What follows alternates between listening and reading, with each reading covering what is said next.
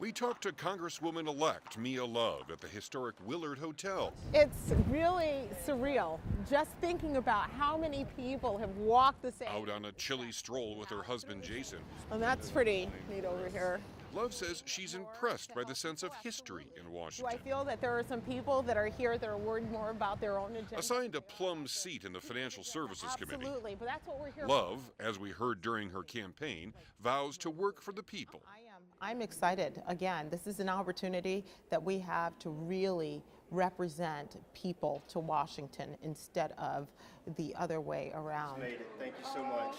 A police officer who lives in Virginia came by and says he's a fan.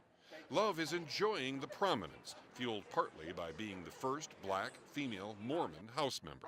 But she's not fazed by that at this point. So it doesn't matter what anybody else says. I'm going to focus on the things that I said that I was going to focus on, and that is to be a champion of people.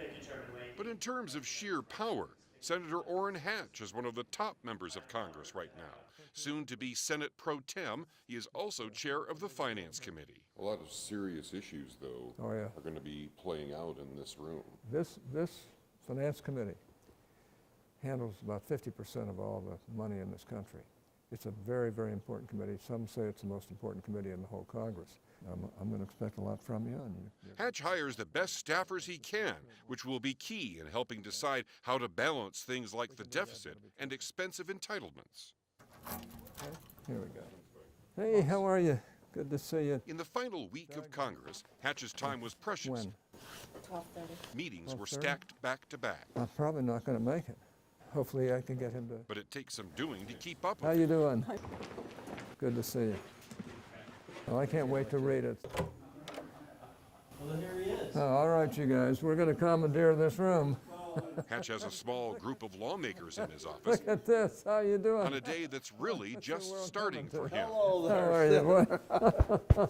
Good to see you. Doing all right?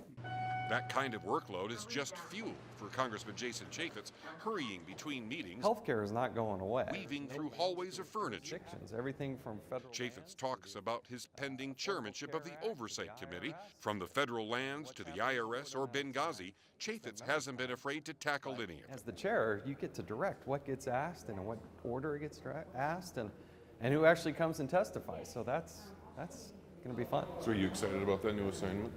To say Like the a least. kid in a Yeah, candy little store. Giddy about it, yeah. Congressman Jason Chaffetz's office. Chaffetz wants to shape the future of health care, supporting a court case challenging part of the Affordable Care Act. For them. I happen to believe that's best done at the state level, at your most local level, not through the federal government. But it is what it is. We got to deal with it. But I want people to be able to get good health care coverage. Hey, how are you, man? Hope you didn't give up on me. Sorry. No, but Mike's been entertaining us. Sorry. Just got done. Chaffetz is late to yet another meeting, but quickly smooths it over, ruffling feathers only when he has to in oversight. There are a lot of things in Washington that are timeless. This view of the Capitol, for example. But when it comes to the people around here, change is the constant. And one could argue this time, Utah gets to benefit from those changes. Richard Piatt, KSL 5 News, Washington.